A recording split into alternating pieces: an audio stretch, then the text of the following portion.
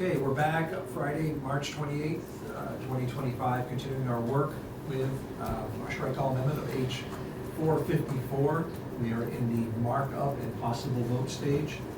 We're working with legislative council now to go over a few changes, most notably having conferred with the Agency of Education concerning the emergency funding for construction needs.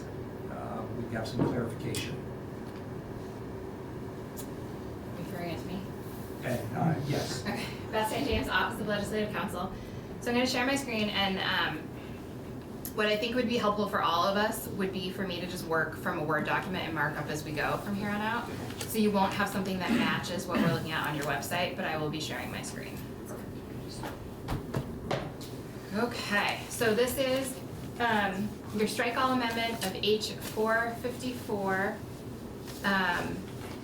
This is technically draft 8.1, and it contains the changes we've made since this morning, but most recently in the school construction chunk of the bill, we are in section 14, which starts on page 36, line 11, but the applicable language is far below that. I just want to orient you to where we are in the law. So approval and funding of school construction projects. This is where the application and all of the considerations that go into whether or not school construction aid will be granted is laid out. And we're on page 41, line 13. I don't know why I'm saying this, I'm the only one with this document. So this is making a change to the emergency aid provision.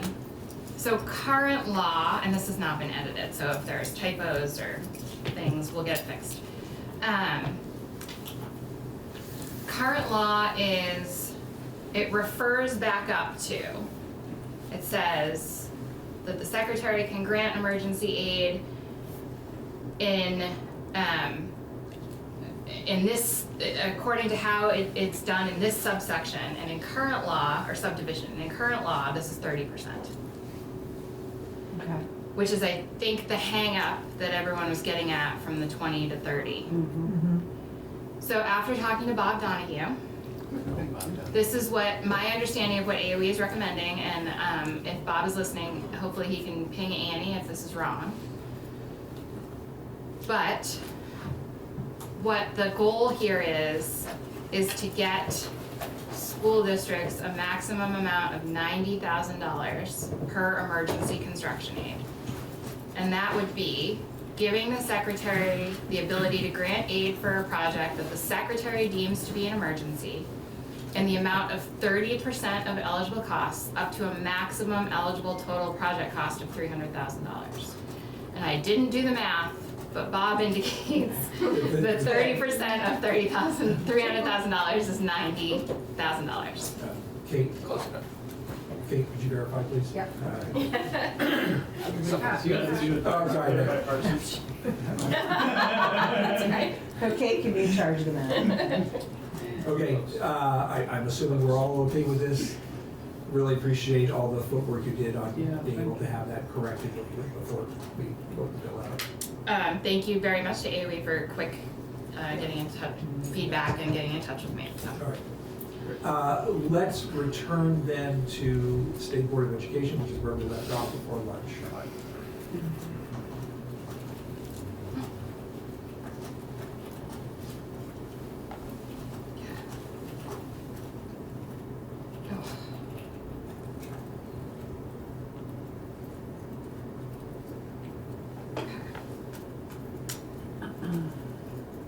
So I haven't made any changes to the appointment process itself, and I don't think I've made, let's see, have I made any changes? Yes, look at that, I just didn't highlight it. Is this what we're looking at right, you wanna look at right now? Okay, so this is the removal section. So after notice and hearing, the governor may remove a member of the state board for incompetency, failure to discharge the member's duties, malfeasance, illegal acts, or other cause inimical to the welfare of the public schools, And in case of such removal, the appointing authority that made the initial appointment shall appoint a person to fill the unexpired term. I think you cut out a whole paragraph. Uh, You said it was a little wordy. I did, yep. Okay. Again, as we sort of go down this path of transformation that is gonna require a lot on the legislature's part, and on the workings of the State Board of Education, at least as how we have envisioned it to date. I continue to believe that sort of more eyes on the makeup of the State Board of Education is good. I think that de minimis, to use the word that was used yesterday, sort of level at which we have done this, I think is acceptable, may not be perfect. So I continue to support this. Anybody else is welcome to weigh in, but I would like to do a little straw poll on it. Yes? May I suggest that you look at the transition language first? Oh, Um, Did we skip that? Sure, that all Yes. sounds complicated and a lot of math involved, but. Is that okay? Is Yes. that okay? Yeah, no, we should. Okay. So, the transition language would have, current members finishing their terms. But the new removal law is gonna take effect, so, but current members would fill their terms. And then beginning on July 1, which is where, what I believe this section would take effect in, although again, that's a policy choice. As terms of currently serving members expire, appointments of successors shall be made in accordance with the considerations and appointment authority contained in the changes you're making. And then indented from that, under that kind of heading, the speaker would make the first appointment to a vacant or expired seat that occurs after July 1 and then make any subsequent appointments to fill that seat. Committee on Committees would make the second appointment to a vacancy or an expired seat on July 1, after July 1, 2025, and then the governor would make the third. And then once the first 3 appointments are made after July 1, 2025, the governor would make all subsequent appointments for the remaining 7 seats.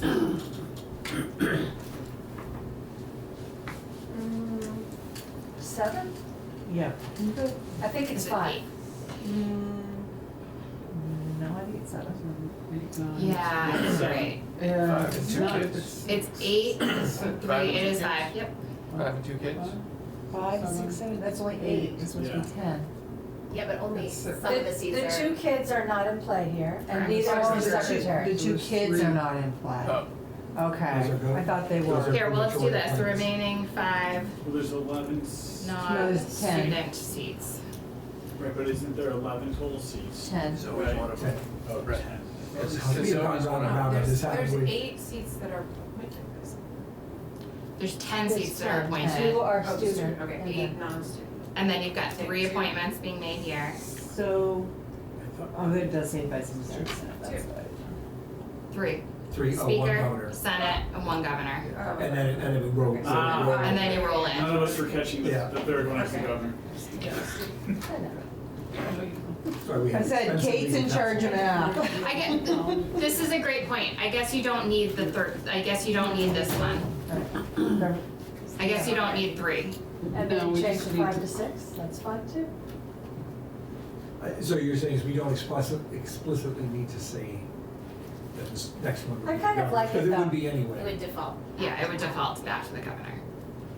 So I don't believe you need 3. It doesn't matter if you keep it in. Like, it's fine to keep it in if you want it. Well, it might help out. What is my clear and unambiguous guidance? Why don't we leave it there, Okay.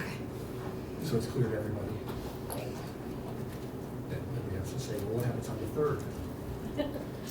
All right, so we've been through this. Oh, I know why. I'm sorry. I know why I did this. I believe there's gonna be 3 people up at one time. Oh, okay. Oh, I believe there's gonna be 3 seats up at one time. There you are they rotated more off kilter than that? Okay. Straw poll, all those in favor of the language as we have it, hand raise. Great. That would be enough to be part of this.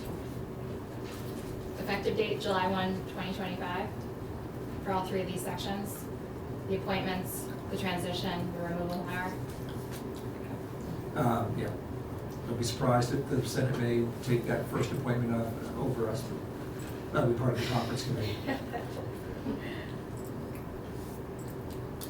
I wonder if we aren't now at the point where we just start at the top and go through. Sure. And much of it we can go through very quickly because we've gone through it. One time. Casey? We're on the top. Okay, so again, And we won't rush it. this is a strike all amendment to H.454 as introduced. You're beginning with a findings and intent section, which would take effect on passage. Do you want to read through the findings one more time, or? I would leave that up to the committee if ever, I would have to see lots of heads nodding. Yeah. Okay, Okay, I'm not- moving on. Nodding heads, but Intent. I did make some changes here. It is further the intent of the General Assembly to, in the 2026 session, enact new larger school district boundaries and begin the process to create voting wards within each school district to ensure school board membership is apportioned in such a manner, et cetera, of all voters in the election of school board members. Thank you. And then the last two pieces of intent have not changed since we walked through them this morning. The commission on the changes to the Commission on the Future of Public Education would take effect on passage. Now is the time to get effective dates right, by Thank the you. way. Yeah, seem to remind us that we need to do effective dates. Um, And that needs to be on passage. So we are adding non-voting members, 5 of them. All of whom shall have extensive experience working within the Vermont public education system. There needs to be coordination to the extent possible so that each of the 5 non-voting members represent a different geographic region of the state. 2 members will be appointed by the speaker, one of whom shall be a retired or former Vermont superintendent of a supervisory union with multiple school districts, and one of whom shall either be either a retired or former Vermont school business manager or a retired or former school board member. 2 members shall be appointed by the Committee on Committees, one of whom shall be a retired or former Vermont superintendent, and one of whom shall be a retired or former school business manager. And 1 member shall be appointed by the governor, who shall be a retired or former Vermont superintendent. Are we good with this? Okay. Then we make a bunch of conforming amendments throughout to update the commission's charge. The first big one here is that you are removing the finance subcommittee. You're essentially getting rid of it. Because you've taken all of the finance work out of the committee's charge. But you do leave it up to the commission to form a subcommittee on any topic with their own members. So they could reconstitute a finance subcommittee, they just couldn't have non-members on it.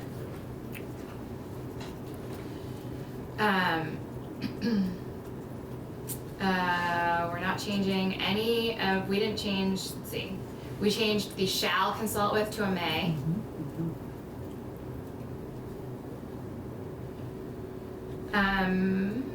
And now we get into making changes to the duties of the commission. So we're striking the language that requires the commission to recommend a statewide vision, and instead they would be providing recommendations for the state level education governance system, including the roles and responsibilities of AOE and the state board. Public engagement stays the same. The governance, now we're getting into all the policy considerations, and you're only keeping you're only keeping subdivision A here, governance.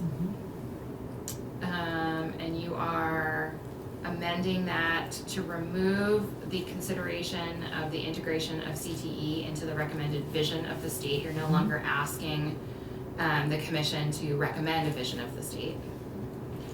You're removing the physical size and footprint of the education system considerations.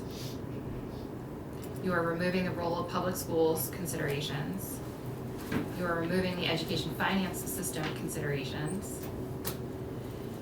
And you are removing additional considerations. Do you wanna leave that, or do you wanna remove it? But no, I think additional consideration should stay in. Okay.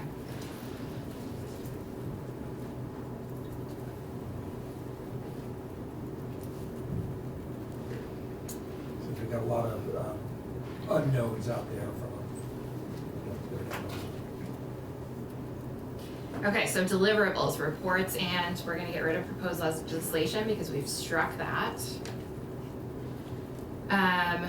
Already done subdivisions 1 and 2, and so their final deliverable to you all will be a report containing its final recommendations based on its analysis of the state level governance topics contained in subdivision E2A of this section on or before December 1st of this year. That's it, that's all you're gonna get from them. Okay, but we are requiring something from the subcommittee. Yes, this is the that commission. Should. This is separate. Is that, okay, separate. Completely separate. I was just having a little inner debate about whether that should go through the full commission or not. I almost, I think that's a good idea, but I think why clog up the works? Is there a section in there that says that the full commission can make? But we did do Yeah, that. yeah. Are we getting anything on the public engagement process, like a report back on that, or? You I guys, think he comes we later. haven't gotten there yet. We're waiting. Okay, so we don't change the assistance of the committee at all, or the commission at all, we don't change anything about members, or meetings, et cetera. Okay, now here's the meat of the school district boundary subcommittee work. This is separate from the commission, but there is language in here about using the public engagement process. So, there is created a subcommittee of the commission to be composed of the 5 non-voting members. It shall determine the most efficient number of school districts and proposed boundary lines based on educational research, Vermont's geographic and cultural landscape, historic attendance patterns, and a comprehensive analysis of school locations, conditions, and capacity. Did we ever talk about maybe adding in there how long kids would be on a bus? There, yeah, we did talk about that earlier today. That's sort of at the next level.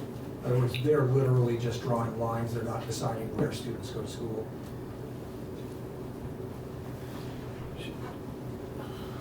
Okay, but they are taking into account geographic landscape, Yeah. so. Okay. Duties of the subcommittee. They shall recommend not more than 3 school district boundary proposals to you all. The proposed school district boundaries shall increase equitable access to educational opportunity, maximize opportunities for modern, regional, middle, and high schools with the least disruption to students, provide access to education for their resident students in grades kindergarten through 12, provide access to CTE for all eligible students, to the extent practical, not separate towns within the districts as those boundaries exist on July 1 of this year. To the extent practical, consider the availability of regional services for students, such as designated agencies, and how the services would integrate into the new proposed school district boundaries. To the extent practical, result in school districts with a minimum average daily membership of approximately 4,000 students. And to the extent practical, consider historic attendance patterns in geographic areas that do not operate public schools at all grade levels from kindergarten through grade 12. Is there any flexibility left in that number of 4,000 students? Like, could that be a range that would fit? We have an approximately from that. Well, so that seems open to interpretation. Does approximately mean 2,000 to 4,000? I would say that this is strong guidance. It is not saying 2,000, but it is also not, there's a request here for 3 possible maps. I suspect it is possible that they could put one in that has less than 4,000 if they felt strongly about that, or they could report having felt strongly that 4,000 was too many. This is just a recommendation. I personally would like to keep the approximately 4,000 because I think it makes an important statement that we are serious about scale. Rob? And maybe on a Friday afternoon, this is the wrong time to bring this up, especially on March 28th, but would it be also logical, kind of along these lines, not size, but I mean like maybe for the Northeast Kingdom to get to 4,000, it's gotta bend down a Rutland or something. Yeah, So yeah. should we? That's why it says to the That's what I'm extent thinking, I was thinking like square mileage or something as well. I think to the extent practical, It's uncomfortable. answers that, because Okay. you're absolutely right, yes. So there's nothing in this language that necessarily forces schools to consolidate or communities to have districts that are This unreasonable. is strictly there providing a Yeah, recommendation to the okay. Be able to legislature. change it. To the extent. Yeah, and we can change it. Okay. Just say, oh, we like this one, but it needs to do this, Yeah. right? Okay. We would never do that, probably. Yes, you retain ultimate authority over all of the decisions. That's right. This is just giving you a product to run with in January. Yep. Okay. The subcommittee may consider and make recommendations for the optimal location of schools, including CTE programs, to meet the requirements contained that we just walked through. The subcommittee shall provide regular updates to the commission regarding its work. And the subcommittee shall have the sole authority to determine the contents of the report and maps required under subdivision 4 of this subsection. The commission may provide its own comments to the subcommittee and the relevant committees of jurisdiction, either as an addendum to the report of the subcommittee or as a separate report. Does that meet your goals? Okay. Public engagement. The district boundary subcommittee shall engage and coordinate with the commission's public engagement subcommittee and the public engagement consultant to maximize public input and feedback regarding the development of the proposed new school district boundaries. We haven't talked about this section much, subdivision. The district boundary subcommittee shall have the assistance of the Agency of Digital Services Vermont Center for Geographic Information, which may also retain the services of one or more independent third parties to provide facilitation and mediation services to the subcommittee. They don't hold any of the money. Yes. Okay. No, I'd say, yeah, I'm saying yes, I understand what you just said. The money rests with the Agency of Education. Is there language that could smooth the channel for that money? And I'm going to assume that you don't have a ready answer for that. It depends on what your goal is. Is it for AOE to keep the money and contract for a consultant on behalf of the subcommittee? Is that your goal? Or do you want the money to go to ADS so that they can hold the contract? Either way, we can make that work. Yeah, I guess for now, I would just leave it alone. Okay. Yeah. Reports and maps. On or before December 1st, 2025, the district boundary subcommittee shall submit the following to the House and Senate Committees on Education, the House Committee on Government Operations and Military Affairs, the Senate Committee on Government Operations, and the House Committee on Ways and Means, and the Senate Committee on Finance. So they have to submit a report with the subcommittee's proposed new school district boundaries and detail how each proposed option meets the requirements contained up above. So basically their methodology of their maps. And then B, maps. The subcommittee also has to submit detailed maps for each proposal, which in addition to the school district boundaries themselves need to include average daily membership for each proposed school district for the 2023-2024 school year.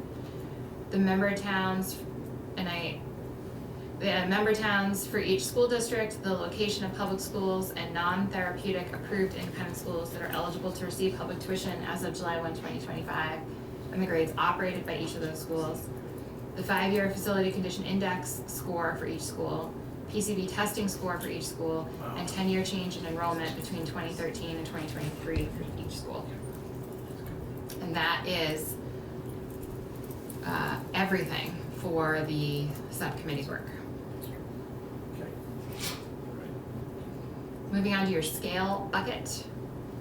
We have your scale intent section taking effect on July 1, 2025. It is the intent of the General Assembly to transform education in Vermont by leveraging attainable and research-based scale to increase equity of opportunity and promote efficiency and affordability. And then your first substantive section in this bucket is the class size minimums, the amendment to the Education Quality Standards statute, which would take effect on July 1, 2026. Is that where we're going with this? Okay. So, adding a new requirement in EQS, Education Quality Standards, the Public schools would need to comply with average class size minimum standards, provided, however, that when class size minimums apply to content areas, an individual class may be smaller than the minimum average. As used in this subdivision, content area means a group of courses within a specific licensing endorsement area. Class size standards, for kindergarten, all classes, the minimum average is 12 students. For grades 1 through 4, the minimum average is 15 students. And for grades 5 through 12, the average class size minimum for all required content area classes is 18 students.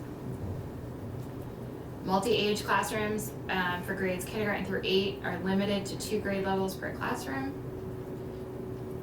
CTE, flexible pathways, terminal courses, advanced placement courses, courses that require specialized equipment, and driver's education classes shall be excluded from the class size minimum requirements.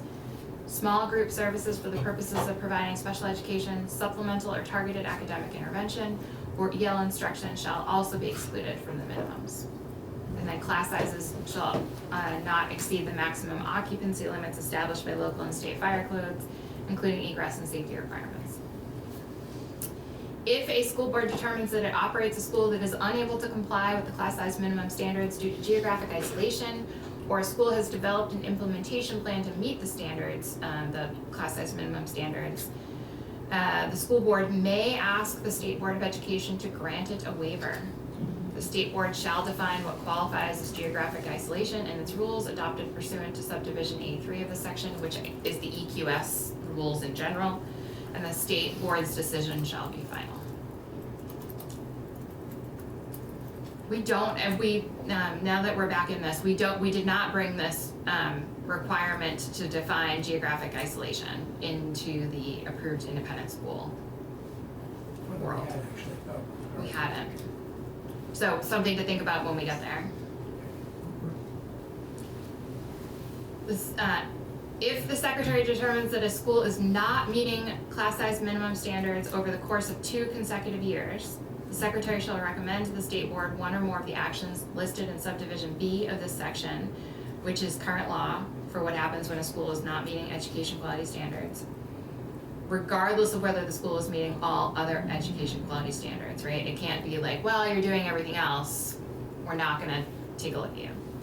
The state board shall then follow the procedure of subsection C, which again is the due process for this review. And then that's it for class size minimums. Can I ask a question about that? The part where you said regardless, can we go back to that section? I mean, I think it would be good to consider if they're meeting every other quality standard. I don't know what I would want to get in statute. Like, it almost, I guess it seems too much to say unless they're meeting all other, but that should be considered. Like, if a small school is thriving. I would say that, you know, in meeting class size minimums, which is a pretty specific thing, then you're sort of getting toward more of a school viability issue. I would, this is meant to be a standard that is working towards scale. And we have said repeatedly that scale is important both for financial viability, but also better for kids. So I think it can make things really complicated for the state board and for everybody if we sort of blended and braided everything together. Again, this issue is also relatively temporary in that it speaks to the current state as opposed to the future state. And the long bureaucratic process that will probably get beaten by the future state. I just want to make sure that in whatever product we end up with in the end, in the future state, that we are also acknowledging that Vermont itself does not exist at scale. That there are really urban places and there are really urban I like urban. There are urban places, and rural places. We just made a new I word. would only argue that in the sense that there actually are no urban places in Vermont. Okay, fine, there are urban and rural places. There you go. I'm wondering if Leanne's concern, and I share that concern, is handled or taken care of in the waiver process. Because a school can apply for a waiver, you know, they can't meet the class size minimums. And if a school who's doing well and not meeting class size minimums has applied for a waiver, then the non-compliance issue for that doesn't even come up. I would just be clear, a waiver is only this- due to geographic isolation, or they have a developed plan to Right. move toward scale. I mean, yeah. But geographic isolation is probably the reason But that part of there's, what we're really right? trying to say here is that going forward in Vermont, scale is important. Yeah. And I would hate to, and for this sort of temporary period, I would hate to back away from that message. I understand your concern. The chances of sort of any of this coming to reality before any future state is in Mhm. place is highly unlikely. Because it's a 2-year process to even have it come to the table. Yeah. And there's the process of, Right. But, yeah, I mean, there are people that live in the country that want somewhat of small schools, and there are also places that it will never be as large as it is going to be in Burlington. This says nothing about school size. This is only about class sizes. Yeah. And it does bring into account geographic isolation. That term is what's hanging me up, the geographic isolation versus the people that choose to live in rural communities that are within a reasonable drive to less rural communities. I mean, it's this middle ground. I appreciate all that, but that sort of goes back to the bigger problem of not operating at scale and the cost of it. I mean, yes, we need to be forward thinking here.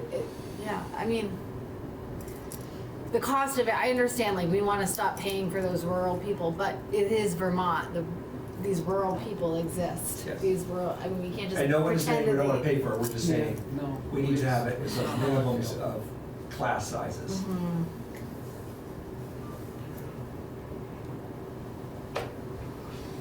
Let's push through here.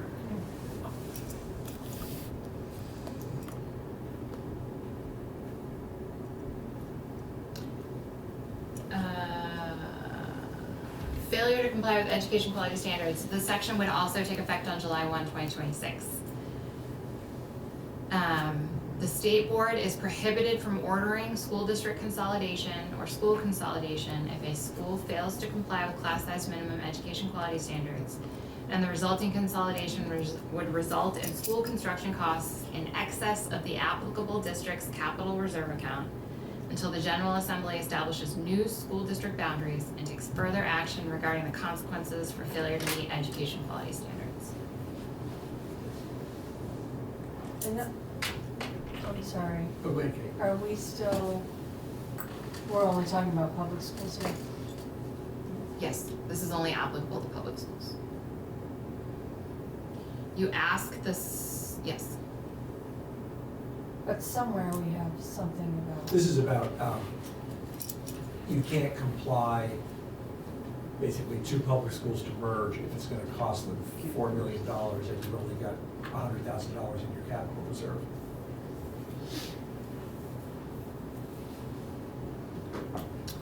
Section 6, State Board of Education rules or report.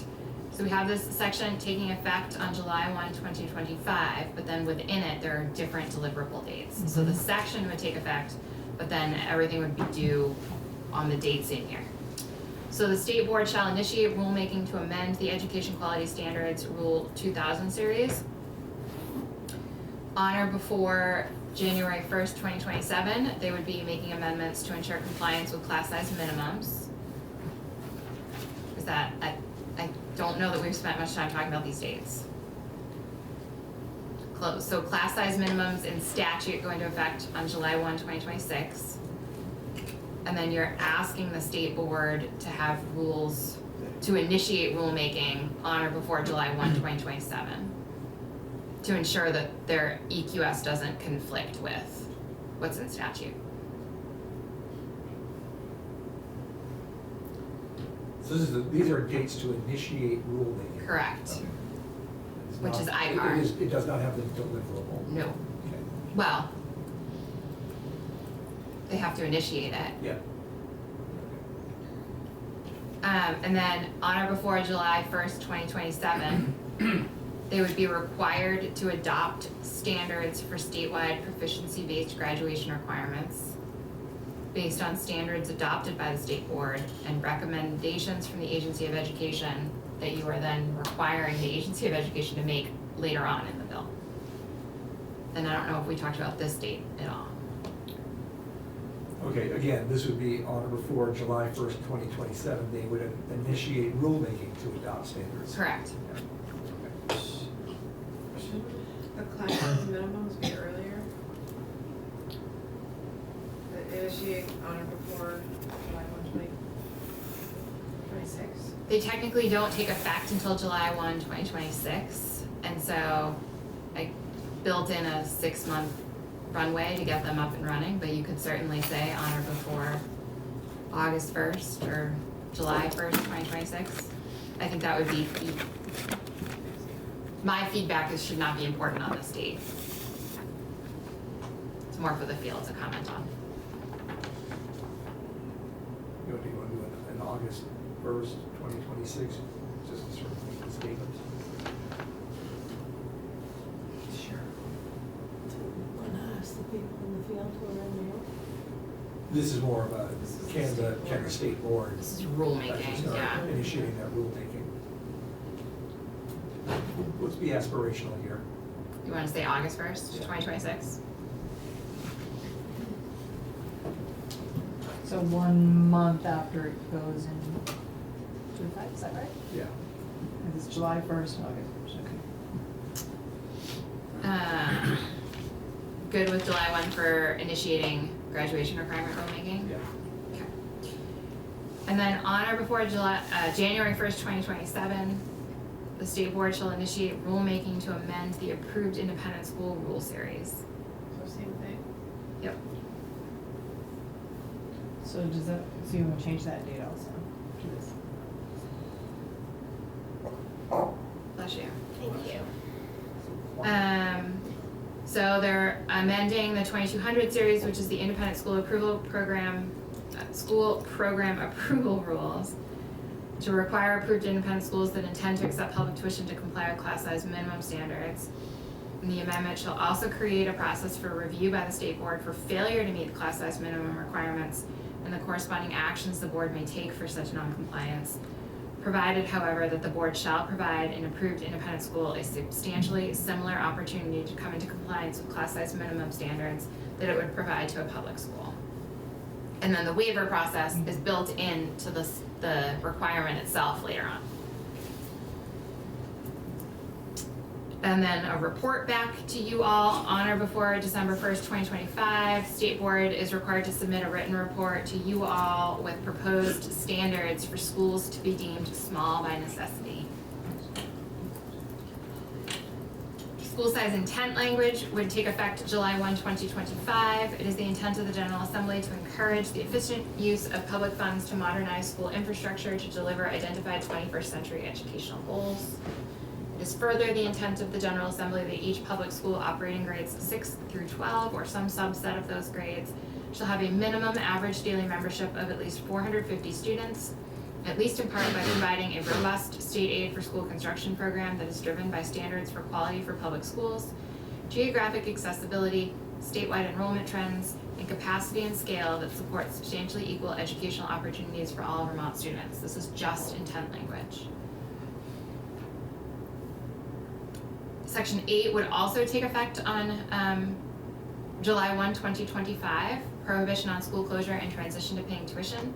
Notwithstanding any provision of law to the contrary, a school district shall be prohibited from closing an existing public school and then providing for the education of its resident students by paying tuition for its students to attend a public or approved independent school chosen by the parents of the district's students. If a school district that closes an existing public school is unable to provide for the education of its affected resident students in a different school or schools operated by the district, the school district shall provide for the education of its resident students by designating 3 or fewer of the public schools to serve as the 3 or fewer public schools to serve as the public school or schools of the district in accordance with the process contained in the designation statute. So this is a current state situation that will more than likely go away in a future state world. Do you wanna get rid of that other word of? Yeah. Where, I'm sorry. The of. Oh, Where yeah. your Cursor. cursor. Thank you. Okay. So now we're heading into the school construction chunk, which would take effect, so the statement of policy would take effect on July 1, 2026. I'm not gonna read through this. Is that okay? Okay. Oop. Oh my goodness. I think my hands are sweating.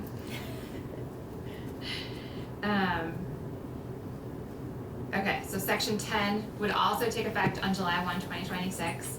Can you go back just for a second? I just wanna finish reading. Let's take the policy.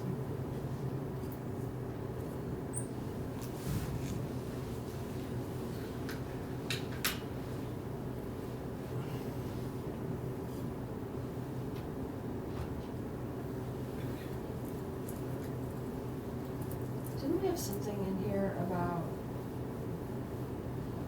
larger middle and high schools? This is the language as the bill was introduced. That is Is in the- in the Subcommittee.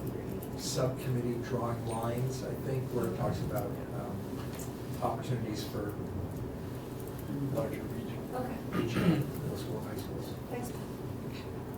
Section 10, again, would also take effect on July 1, 2026. This is creating the school, state aid for school construction program within AOE, and it lists all of the responsibilities of AOE in that program. And then section 11 creates the state aid for school construction advisory board. This section would take effect on July 1, 2025 to allow for appointments to be made or considered in the interim, but the first meeting of the advisory board, which its duty is just that, to advise the agency on school construction. Its first meeting would not take effect until July 1, 2026.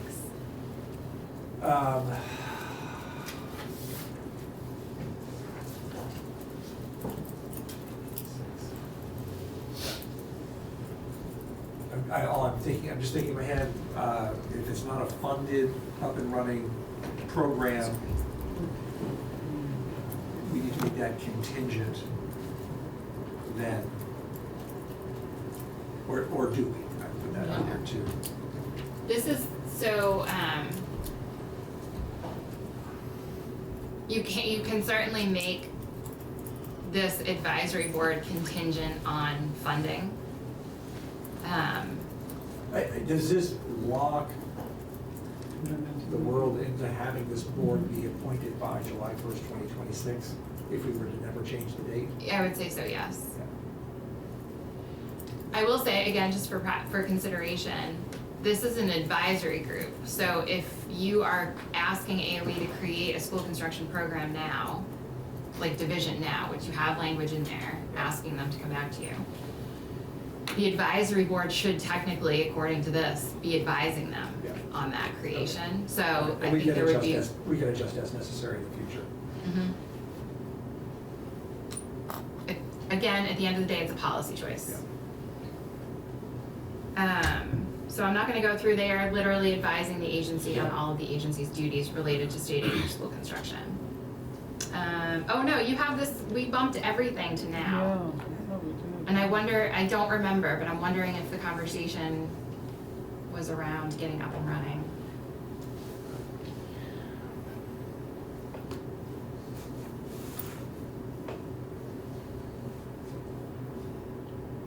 I'm gonna guess that came in as is from the bill written by the task force. Speculating. I don't think we've changed it.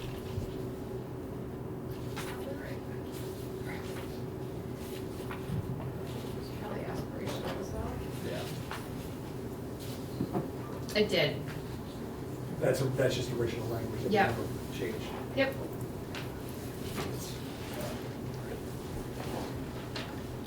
Do you wanna keep it or change it? Would it make sense to say something like, call the first meeting within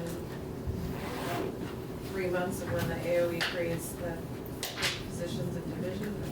All right, so right now we have July 1st, 2026 to create the advisory committee. No, 2025. 25. The section would take effect 2025, and the first meeting would be occurring this summer. Okay, I thought we, okay. So when I said, oh, we can just bump that forward in the future, we actually can't, because the future is now. I thought, that's my fault, I thought this was 2026, I thought the first meeting would occur in 2026, but I was wrong. So therefore, we should have the committee named by July 1st, 2026, and have the treasurer call the first meeting by August 15th, 2026. Is that basically making things a little more reasonable? Or do we have an issue when we are asking AOE to come back with a proposal for a school construction division? Really asking Chris and Aaron here.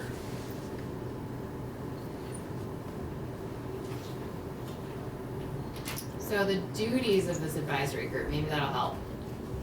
They are providing advice on rules, project priorities, proposed legislation, policies and procedures, development of formal enrollment projection model, processes and procedures necessary for some things to do with money, the collection and maintenance of clearinghouse of prototypical school plans, determination of eligible cost components, development of a long-term vision for statewide capital plan, collection and maintenance of data on school facilities, advising districts on the use of needs survey, encouraging school districts and supervisor unions to investigate opportunities for maximum utilization of space.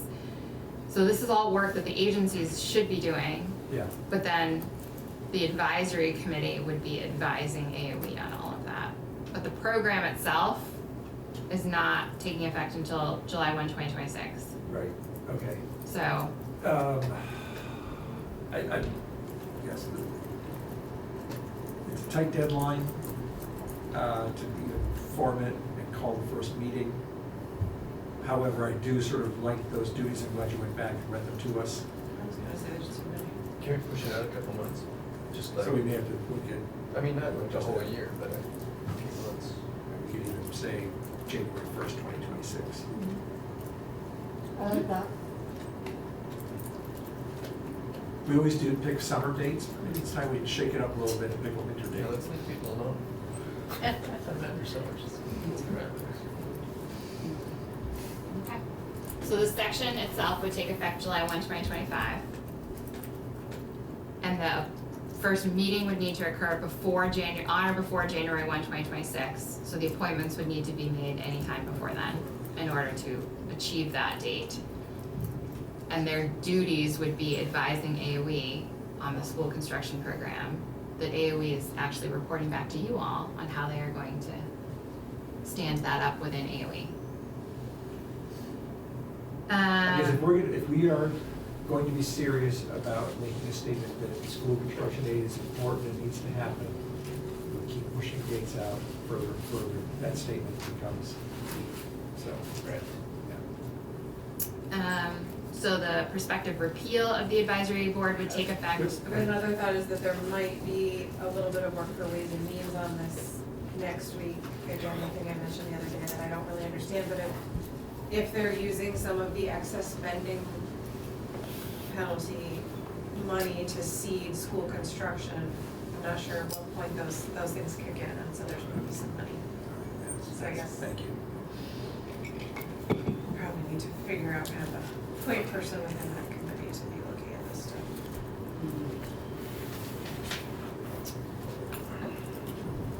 Section 12 would also take effect on July 1, 2025, the prospective repeal of the sunset of the advisory board. Then the school construction fund, which I imagine will probably also get some work in Ways and Means, would take effect on July 1, 2026, and this is just creating the special fund.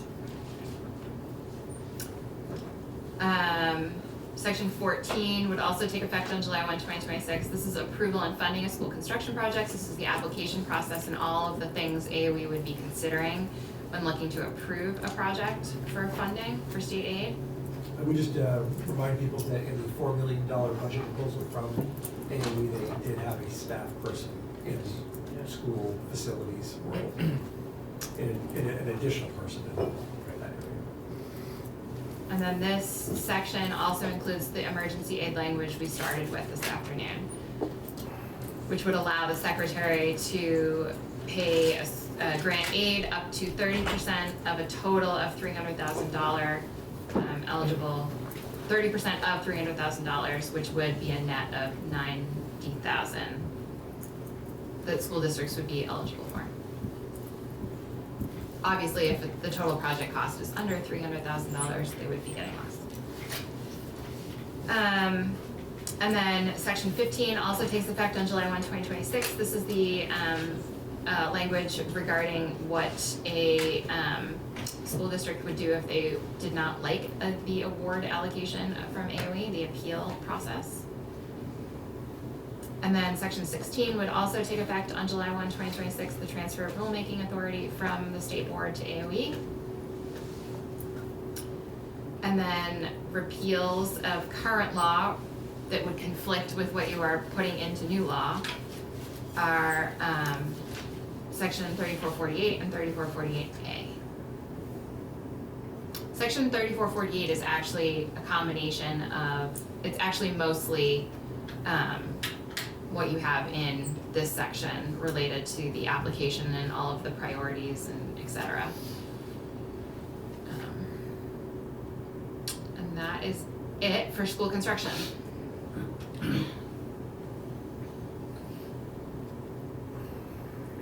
Shall I keep going? Because the next one is tuition. What comes after that? What comes after tuition? Yeah. I'm not Is it gonna our state- scroll, I'm gonna state board spare run? us. Hold on.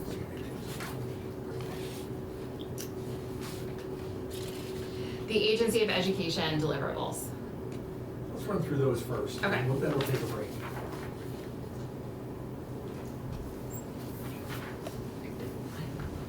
So the statewide cohesion bucket, section 20 is intent language. It is the intent of the General Assembly to consolidate structures and systems that are foundational to the administration of education. It'll be there for a second. Just remind everybody that yesterday we got written testimony from the AOE on some of this.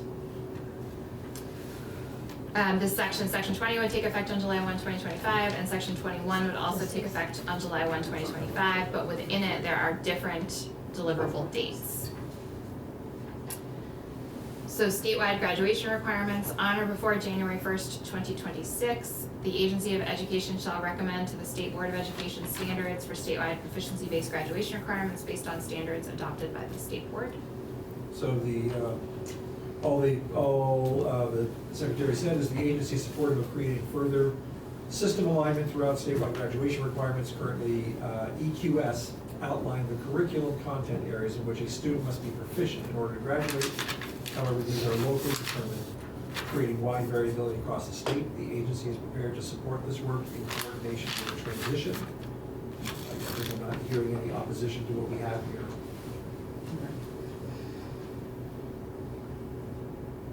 Subsection B, statewide school calendar.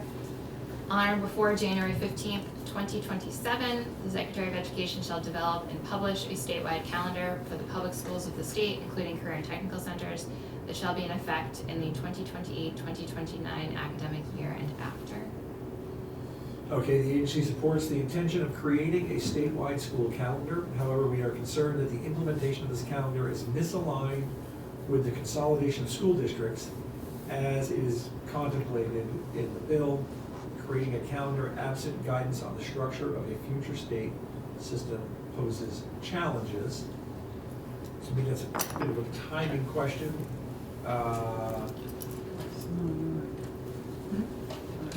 However, I would say we leave this because we're talking, that's getting all the way through 2026. And if we would have new districts hopefully drawn by then next year. So I think I would leave this date, and obviously dates get pushed out as needed in the future by request. Everybody thoughts? Okay.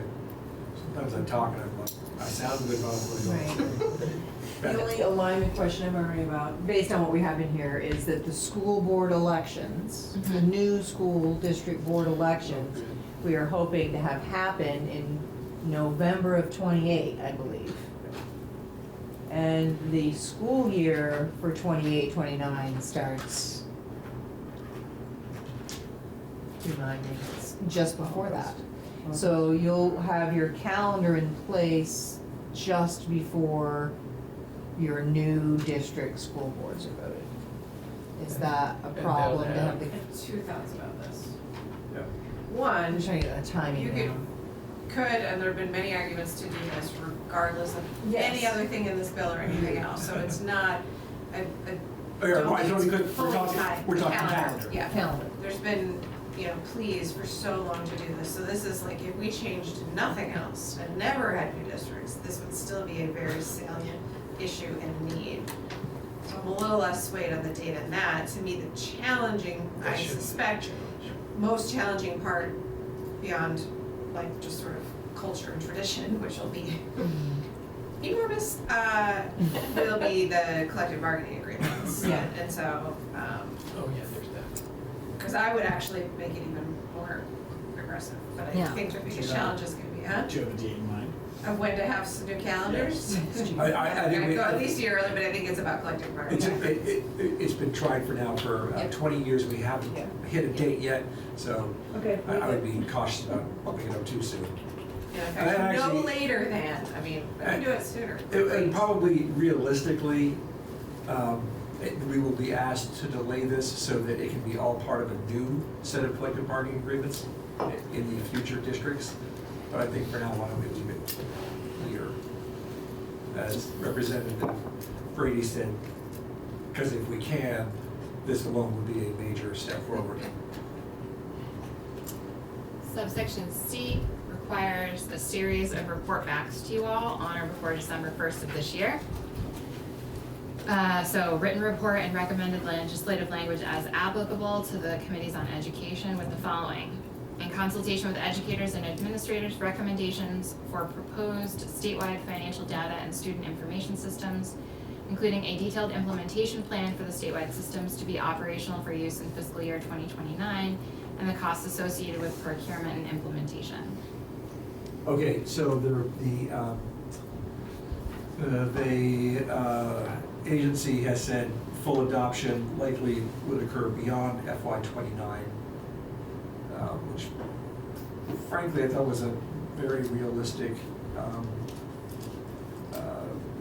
view of how long this would actually take.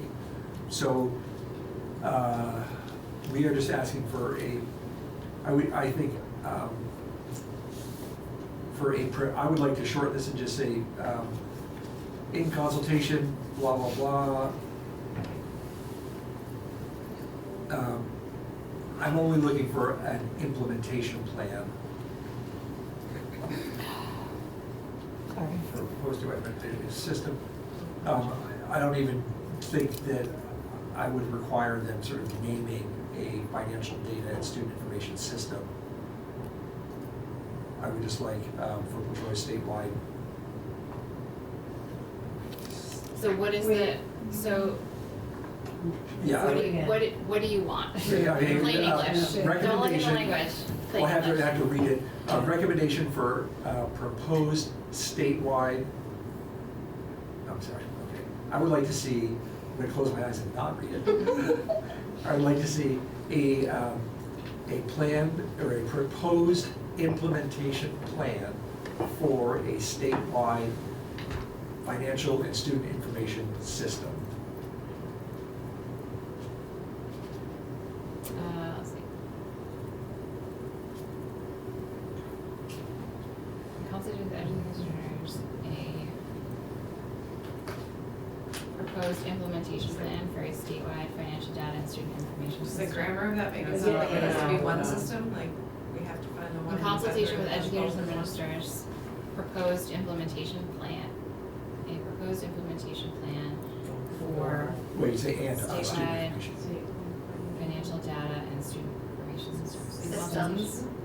Systems, maybe. Either make them Us. both with an article in front of them or put an S on them. In Yeah, consultation systems. with educators and administrators, the proposed implementation plan for Great. statewide financial Yeah, data. This is yeah, it, right? yeah. Okay, recommendations for a school construction division within AOE, including position descriptions and job duties for each position within the division, a detailed description of the assistance the division would provide to the field, and the overall role the agency would play within a state aid to school construction program. A progress report regarding the development of clear, unambiguous guidance that would be provided to school officials and school board members regarding the business processes and transactions that would need to occur to facilitate school district mergers, including the merging of data systems, asset and liability transfers, and how to address collective bargaining agreements for both educators and staff. The report shall include a detailed description of how the agency will provide support and consolidation assistance to the field in each of these areas and an estimate of the costs associated with such work. In consultation with superintendents, directors of therapeutic independent schools, special education directors, and in the opinion of the agency, other experts, recommendations for the need for cooperative education services and the oversight of therapeutic schools within the school governance framework, both at a state and local level.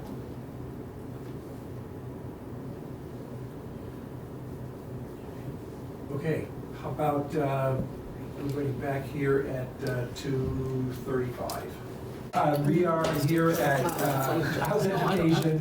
We're back finishing our discussion of H.454 strike all amendment. A question for legislative council. Just from a procedure point of view, for us, in order for us to vote, what do you need to do to that document for us to have? Depending on I would say it should go through editing one more time before you vote. And that's a how long procedure?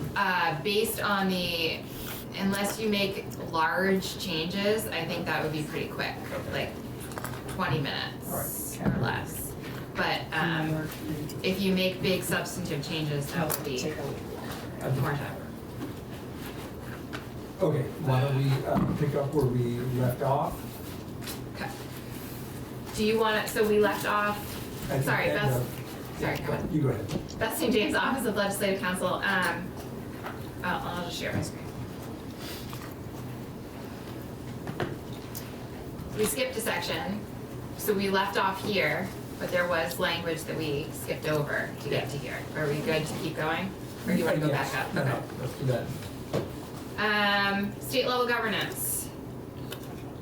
Intent section would take effect on July 1, 2025. It is the intent of the General Assembly to ensure that the State Board of Education is the independent, transparent, and public-facing body for public education, and to ensure the board maintains its ability to provide an important outlet for the public to engage in the rulemaking process and regularly provide public comment regarding the state of Vermont's public education system. An overuse of the word public in that. Public facing body. I think you can say Vermont's education system. Yeah. Since they are involved in, Yeah, all facets. So get rid of this public. sure. Yeah. I guess public comments are pretty specific things, I guess just leave it as is. Public facing body for public education is a lot of topics. Well, but I don't, semantics, It's okay. I don't know. I'm okay We want to be with it. specific. That's clear and unambiguous. Section 23, I just haven't removed the highlighting, but I haven't made any changes since we walked through this piece. So keeping the state board at 10 members, 8 would be appointed by the governor. That includes the 2 student members. And then 1 member would be appointed by the speaker and 1 member would be appointed by the Senate Committee on Committees. And then every time one of those seats, someone leaves it or the term expires, the appointing authority would continue to make those appointments. Beth, I think sometimes when you have put in non-voting, you've hyphenated it, but it's not hyphenated there at the top of that page, right there. I don't know if you want, I'm sorry, can you tell me a line? 2. Oh, that's current law. Okay. Let's see. Current Interesting. laws that you don't hyphenate, but future laws. I like it, the future state will hyphenate. It's kind of like a cheer. That's interesting. I will highlight this for editing. Thank you.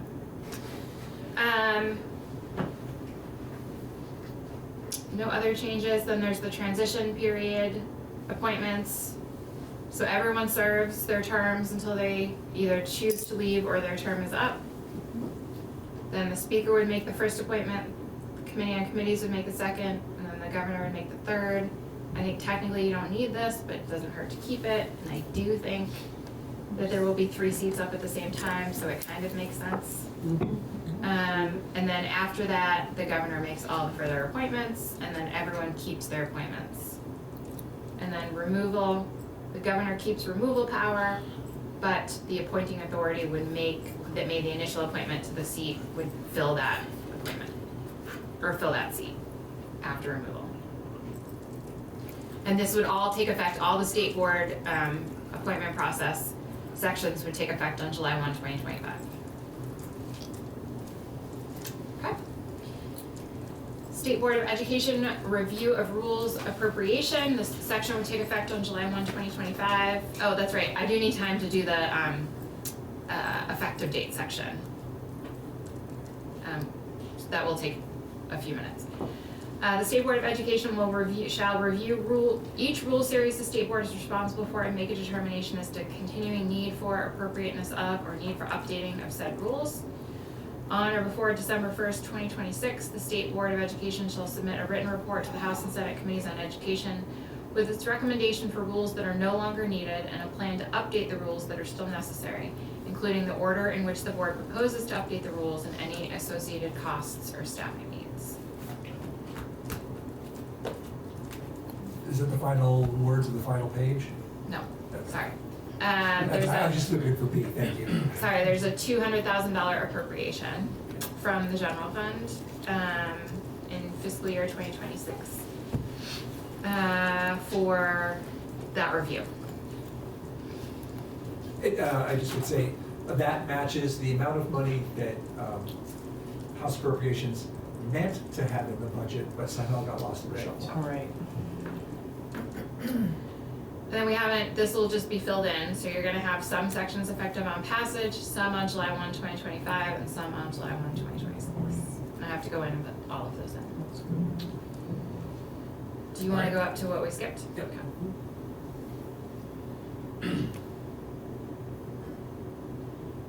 Oh, we have to go through school construction.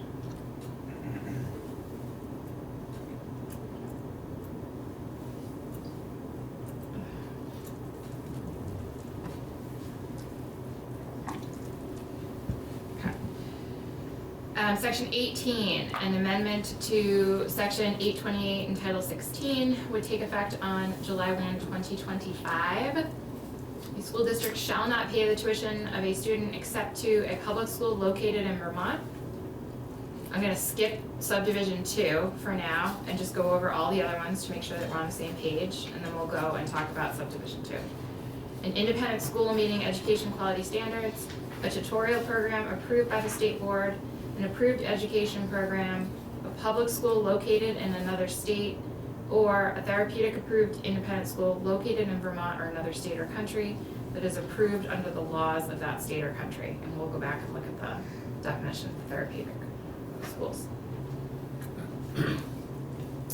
An approved independent school that is located in Vermont, approved under section 166 of this title on or before July 1st, 2025, has at least 51% of its student enrollment composed of students attending on a district-funded tuition basis pursuant to Chapter 21 of this title as of July 1, 2025, and complies with the minimum class size requirements contained in the education quality standards and state board rule, provided however that if a school is unable to comply with the class size minimum standards due to geographic isolation, or a school has developed an implementation plan to meet the class size minimum requirements, the school may ask the state board to grant it a waiver from this subdivision, which decision shall be final. And then remember, there's a whole separate section asking the state board to amend the 2200 series, their independent school rules, to develop the process for what happens when an approved independent school fails to comply with class size minimum requirements. There's a requirement that those rules provide a substantially equal process or opportunity to come into compliance as they would give to a public school. And would you go back up there just briefly? An independent school meeting educational quality standards. This one? Yes. That's current law, Yes. and that, I'm just interested to say that an independent school meeting educational quality standards is also an approved independent school. Yes, the tuitioning is different, Yes. so I think that's why it's Okay, called so- out differently. All right, you were scrolling down. Because we have a definition, this is where the definition of therapeutic approved independent school. So as used in this section, therapeutic approved independent school means an approved independent school that limits enrollment for publicly funded students residing in Vermont to students who are on an IEP, section 504 plan, or who are enrolled pursuant to a written agreement between a local education agency and the school or pursuant to a court order. And then you have your glide path here, which would also take effect on July 1, 2025, section 19. The school district that pays tuition pursuant to current law would continue to pay tuition on behalf of a resident student who's currently enrolled for this school year or who's already been accepted for next year by an approved independent school, subject to the provisions of section 828 in effect on June 30th, 2025. So before any of these changes take place. Until such time as the student graduates from that school.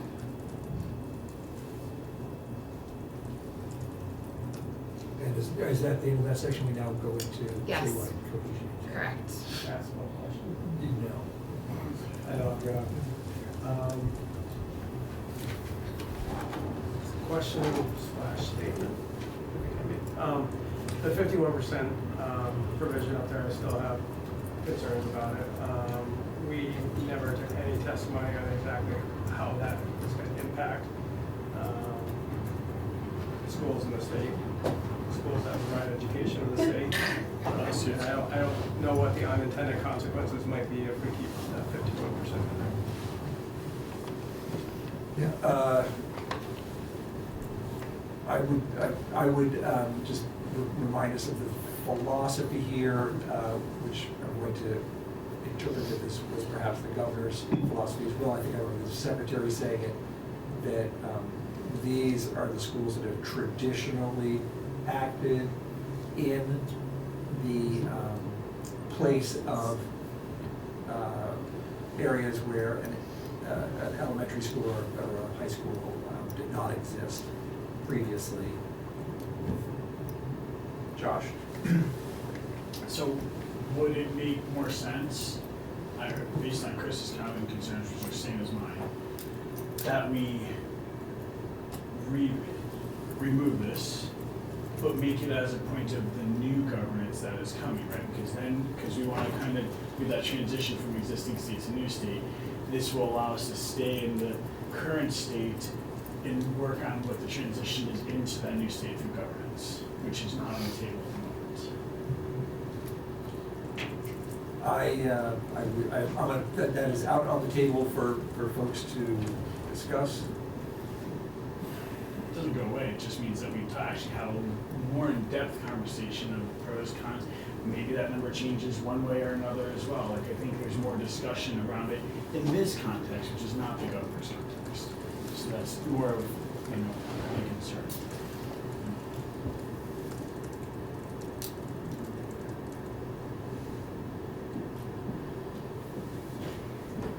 I've thought about this, and we often talk about sort of getting the field accustomed to what might be coming up in the future.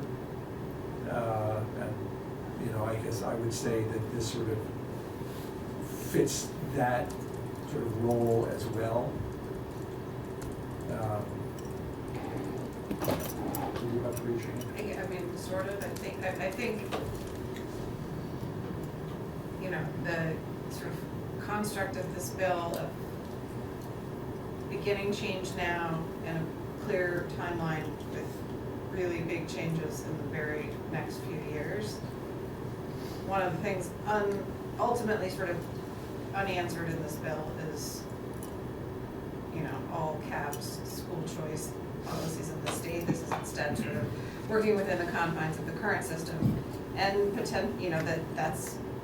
does that become a question for the charter review districts that we're going to assign ourselves essentially in 2026? So in that, along those lines, I think of, why are we doing things like class size minimums now, these other things that are part of some in getting to scale and efficiency and bending the cost curve even in our current state, because every year compiles here the challenges that we face. And so that kind of clarity and those small incremental changes now are taking us towards the future state. And then I don't think I'm answering very well. I guess on a philosophical level, I think I'm just gonna hope that at a minimum we can agree on not out of state, out of country. Yeah, It's not gonna answer the 51%. Well, and I guess I would say, for me, we are talking about doing our best to sort of keep public dollars as confined within a limited system in order to have scale. And that scale, I would say, includes recognizing longstanding relationships with independent schools that have provided for the public education of our students, as opposed to the money going out in Right. so many different directions. Jenna and then Beth.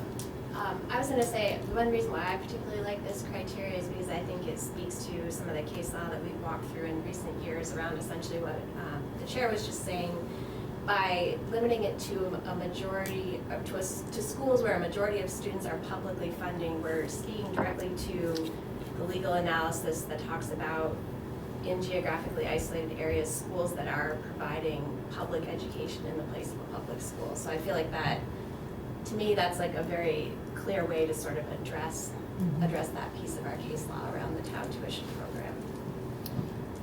And mine's a mathematical point, I guess, that was mentioned yesterday. They are the public school. I'm assuming 51% of those students are tuition, but I don't know that that's a fact. Maybe it's only 48% of them. It's still the only school that's there. It is their public version of the school, but it's 48% because they have a lot of other students who are coming from somewhere else. So I don't know that those places do have 51% right now. Maybe they do. Again, we haven't heard the facts on that in testimony. I'm relying on the information that Yeah. they Yeah, emailed us at yeah. the beginning of the week, knowing that that construct had existed in their plans for a while, so assuming there's an understanding of what's implicated. And so, I'm relying on that. I will say again, as I said yesterday, I presume, and if I'm reading that data correct at all, it's abundantly clear that our historic academies are absolutely serving in that role, and it's well over 51% of students are publicly tuitioned, and I don't think it should be protected as such. I also checked that list for the local independent schools that I know serve some of our elementary students, and they made the cut. Thank you. And I'll just, if I could add, it's just a sort of an inverse of that. I actually No, one school that is not the same, has changed significantly after passing a law last year, that we did. And so I have actually asked the agency, on your advice, Chair Conlon, to see if it was possible to get even more updated numbers, and I have not heard back from them yet. So I'm comfortable with the language as we have it in here, but, I'm seeing potential that there's gonna capture more as opposed to less. So. Are we now through this? Everything. And now are we now through all pages? Yes. All right, let's do editing. Go do your worst. When would you like us back here? Oh, boy. Power. 3:30. I knew it! I knew 3:30. she was gonna do that to you. All right, that gives you good cushioning on your side. And it gets me a bag of potato chips. I was gonna say, Pat, fork it over and. All right. A little time for Go to you the to lose. bathroom, eat some food. All right, everybody, then we will call it here, Okay. return at 3:30. And just Very to be good. clear, we will do a roll call vote. We will make sure Representative Tooth is online with us. This gives him. Thank you. Okay, we're back. House Education, March 28th, 2025.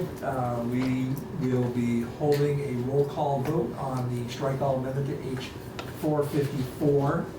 Are there any questions for the Legislative Council? Oh, we have Legislative Council available. This is version 8.1 on our website. All right, so Representative Toof is joining us virtually. Representative Toof, if you could just turn your camera on, give us a wave, and then you probably are having connection problems and want to turn your camera off, but we'd like to just verify. Do you want a creeper? All There he right, is. drive carefully. I mean, he's driving. He's parked. He's parked. He's You parked. can see his part. Great, thank you. So we will proceed with our vote. Just a few words from the chair. I know some of you will be voting no. I, however, would like to thank all of you for your contribution. Made the bill better each and every step of the way. I also just want to thank the entire committee, one, for when I was having some stream of consciousness comments and ideas shutting me down when that was important to do. But also the level of discussion and decorum in here was outstanding. Very proud of everybody. Hard one. It's going to get harder when it comes back. Our work isn't done, but we'll try to take it real easy next week. So anyway, thank you all. Yes. All right, so we have a motion to be made. I move that we report H.454 favorable with amendment. A second? All right, will the clerk please call the roll? All right, Rep. Brady, Yes. Rep. Brown, yes. Rep. No. Drovrovich. Rep. Harville, Yes. Rep. Hunter, Yes. Rep. Long, Yes. Rep. McCann, Yes. Rep. Quimby, No. Rep. Taylor, No. Rep. Toof, No. and Chair Conlon. Yes. All right, 7-4-0. That closes out our business for Friday, March 28th.